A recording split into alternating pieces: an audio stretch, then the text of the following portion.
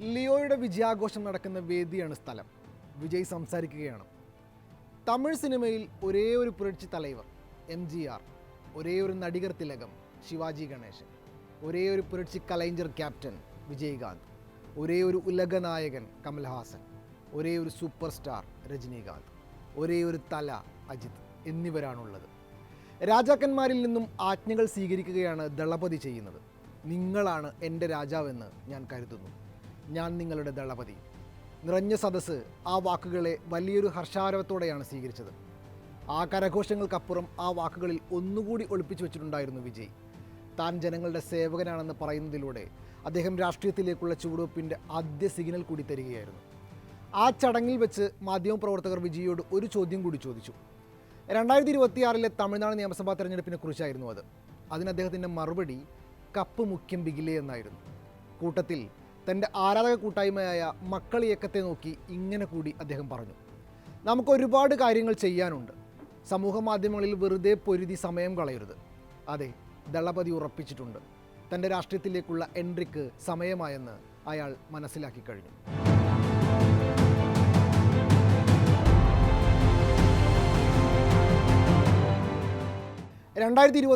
നിയമസഭാ തെരഞ്ഞെടുപ്പിൽ മക്കൾ ഇയക്കവും വിജയും തമിഴ്നാട് രാഷ്ട്രീയത്തിൽ നിർണായകമാവാനുള്ള നീക്കം ആരംഭിച്ചു കഴിഞ്ഞിട്ടുണ്ട്. ചെന്നൈയിൽ വിജയ് നേരിട്ട് മുൻകൈയെടുത്ത് ഒരു ചടങ്ങ് നടത്തി. തമിഴ്നാട് ബോർഡ് പരീക്ഷകളിലെ വിജയികളെ ആദരിക്കലായിരുന്നു അത്. മണിക്കൂറുകൾ വേദിയിൽ നിന്ന് തമിഴ്നാട്ടിലെ ഓരോ ജില്ലയിൽ നിന്നും പരീക്ഷകളിൽ മികച്ച വിജയം നേടിയവരെ വിജയ് ആദരിച്ചു. ശരിക്കും തമിഴ്നാട്ടിൽ മാത്രമല്ല, തമിഴ്നാട്ടിന് പുറത്തും സോഷ്യൽ മീഡിയ ട്രെൻഡിംഗ് ആയി ആ ചടങ്ങിലെ ദൃശ്യങ്ങൾ മാറി. വിജയ് പരീക്ഷാ വിജയികൾക്കും അവരുടെ കുടുംബാംഗങ്ങൾക്കൊപ്പം ചെലവഴിച്ച രസകരമായ രംഗങ്ങൾ റീൽസുകളിലും മറ്റും നിറഞ്ഞു നിന്നു. ഇതിന് പിന്നാലെ ആ വേദിയിൽ വിജയ് നടത്തിയ പ്രസംഗവും വൈറലായി. പണം വാങ്ങി വോട്ട് ചെയ്യരുത് എന്നായിരുന്നു വിജയ് പറഞ്ഞത്.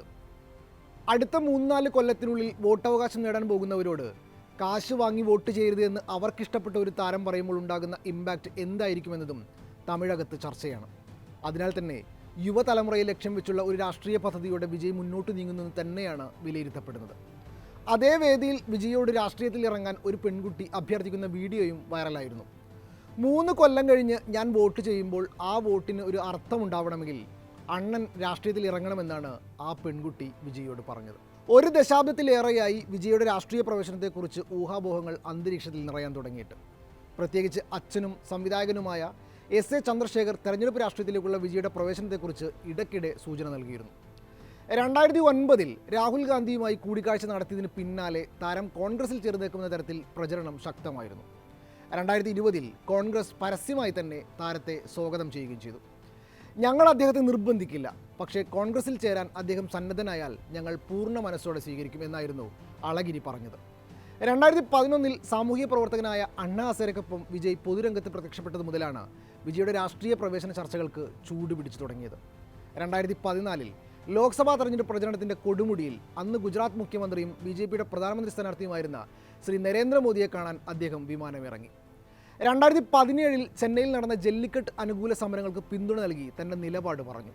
തൂത്തുക്കുടി പോലീസ് വെടിവെപ്പിൽ കൊല്ലപ്പെട്ടവരുടെ കുടുംബാംഗങ്ങളെ അദ്ദേഹം കണ്ടപ്പോഴും താൻ വെള്ളിത്തിരയിൽ വർഷത്തിലിറങ്ങുന്ന ഒരു സിനിമയിൽ 2.5 മണിക്കൂർ നേരത്തേക്ക് മാത്രം ആരാധകരെ ആവേശത്തിലാക്കുന്ന വെറുമൊരു അഭിനേതാവല്ലെന്ന് വിജയ് പറയാതെ പറയുകയായിരുന്നു. സിനിമകളിലൂടെ BJP സർക്കാരിനെ രൂക്ഷമായ ഭാഷയിൽ വിമർശിച്ചതിൻ്റെ പേരിൽ ഇതിനിടയിൽ അവരുടെ കണ്ണിലെ കരടായും താരം മാറി. EDയെ വിട്ട് പേടിപ്പിച്ചപ്പോൾ ഒറ്റ സെൽഫി കൊണ്ടാണ് അദ്ദേഹം അതിന് മറുപടി കൊടുത്തത്. വെറും അഭിനേതാവ് എന്നതിനപ്പുറം കൃത്യമായ നിലപാടുകളുമായി കളം നിറയുകയും മനുഷ്യപക്ഷത്താണ് താനെന്ന് തുറന്നു പറയുകയും ചെയ്യുന്നുണ്ട് താരം പലപ്പോഴും. മെഴ്സൽ എന്ന ചിത്രത്തിൻ്റെ GST ഡയലോഗ് വിവാദത്തിന് ശേഷമാണ് വിജയ് തൻ്റെ നിലപാടുകൾക്ക് മൂർച്ച കൂട്ടി തുടങ്ങിയതും താൻ ജോസഫ് വിജയാണെന്ന പ്രഖ്യാപനം നടത്തിയതും. 2019 തെരഞ്ഞെടുപ്പ് ദിനത്തിൽ വോട്ട് ചെയ്യാൻ സൈക്കിൾ ചവിട്ടിപ്പോയതും സൗജന്യങ്ങൾ വാങ്ങി വോട്ട് ചെയ്യരുതെന്ന് പറഞ്ഞതും വിജയുടെ രാഷ്ട്രീയ പ്രസ്താവനകളായി വായിച്ചെടുക്കാം. വലിയൊരു ആരാധക കൂട്ടത്തെ വെറുതെ ജയ് വിളിക്കാനും പാലാഭിഷേകം നടത്താനുള്ളതാക്കിയും മാറ്റുന്നില്ല എന്ന് തന്നെയാണ് അയാൾ എന്തൊക്കെയോ മനസ്സിൽ കണ്ടിട്ടുണ്ട് എന്ന സൂചന നൽകുന്നത്.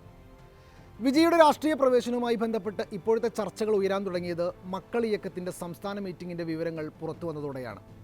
ചെന്നൈയിലെ പനയൂരിൽ നടന്ന യോഗത്തിൽ രാഷ്ട്രീയ പാർട്ടി രൂപീകരിച്ച് രജിസ്റ്റർ ചെയ്യാനും വിജയ് അതിൻ്റെ അധ്യക്ഷനാകാൻ ആവശ്യപ്പെട്ടതായും പാർട്ടി നിയമങ്ങൾ തയ്യാറാക്കാൻ അനുമതി നൽകിയതായാണ് റിപ്പോർട്ടുകൾ.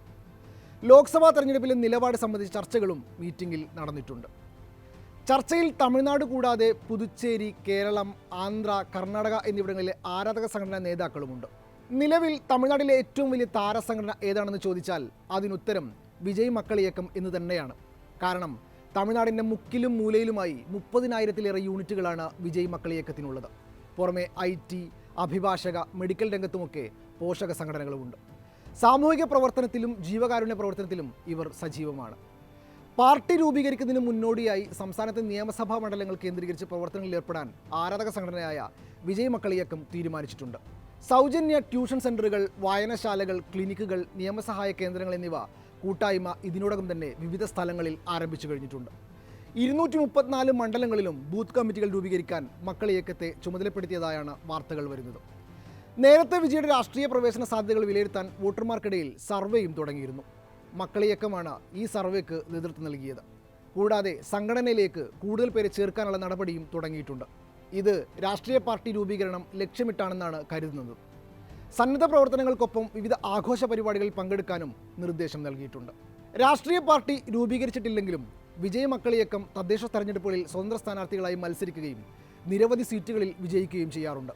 2021 തമിഴ്നാട്ടിൽ പുതുതായി രൂപീകരിച്ച 9 ജില്ലകളിലെ തദ്ദേശ സ്വയംഭരണ സ്ഥാപനങ്ങളിലേക്ക് നടന്ന തെരഞ്ഞെടുപ്പിൽ വില്ലുപുരം ജില്ലയിൽ ഒരു ഗ്രാമപഞ്ചായത്തിൻ്റെ പ്രസിഡന്റ് സ്ഥാനം വരെ വിജയ് ഫാൻസ് നേടിയിരുന്നു. തെരഞ്ഞെടുപ്പിൽ വിജയുടെ 100-ലധികം ആരാധകരാണ് അന്ന് വിജയിച്ചത്. പ്രചാരണത്തിനെത്തുകയോ പ്രസ്താവന നടത്തുകയോ ചെയ്തില്ലെങ്കിലും സ്വതന്ത്ര സ്ഥാനാർത്ഥികളായി മത്സരിക്കാനും പ്രചരണവേളയിൽ തൻ്റെ ചിത്രവും TVMI പതാക ഉപയോഗിക്കാനും മത്സരാർത്ഥികൾക്ക് വിജയ് അനുവാദം നൽകിയിരുന്നു. സിനിമയും രാഷ്ട്രീയവും പരസ്പരം കെട്ടിവിണഞ്ഞ ചരിത്രമുള്ള നാടുകൂടിയാണ് തമിഴകം. കരുണാനിധി, MGR, ജയലളിത എന്നിങ്ങനെ പ്രമുഖരേറെയുണ്ട് സിനിമയിൽ നിന്നെത്തി തമിഴ് രാഷ്ട്രീയത്തിൽ വെന്നിക്കൊടി പാറിച്ചവർ.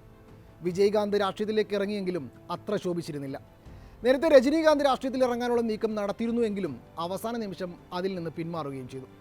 കമൽഹാസൻ പാർട്ടി രൂപീകരിച്ച് തെരഞ്ഞെടുപ്പിൽ മത്സരിച്ചിരുന്നെങ്കിലും വലിയ ചെലവുണ്ടാക്കാൻ ആയില്ല. കുടുംബ വഴിയിൽ സിനിമയും രാഷ്ട്രീയവുമായി ഇപ്പോൾ ഉദയനിധി സ്റ്റാലിനും മന്ത്രിസഭയിലുണ്ട്. AIADMK തകർച്ചയിലായതിനാൽ ഭരണകക്ഷിയായ DMKക്ക് ഇപ്പോൾ തമിഴ്നാട്ടിൽ വലിയ എതിരാളികളില്ലാത്ത അവസ്ഥയിലാണ്. അവിടെയാണ് വിജയും മക്കൾ ഇയക്കവും തങ്ങളുടെ സാധ്യത തേടുന്നത്.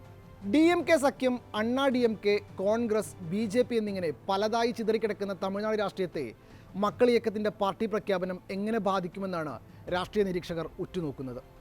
വിജയ് എന്ന താരത്തിൻ്റെ ഇമേജ് വോട്ടായി മാറിയാൽ ആര് മുന്നേറുമെന്നും ആര് വീഴുമെന്നുമാണ് കാണേണ്ടത്. വിജയുടെ പാർട്ടി തമിഴ്നാട്ടിൽ അണ്ണാ DMKയുമായും പുതുച്ചേരിയിൽ NR കോൺഗ്രസുമായും സഖ്യമുണ്ടാക്കുമെന്നാണ് പുറത്തുവരുന്ന റിപ്പോർട്ടുകൾ. എന്തായാലും വിജയുടെ പുതിയ മാസ് എൻട്രിക്കായി കാത്തിരിക്കുകയാണ് ദളപതി ഫാൻസ്.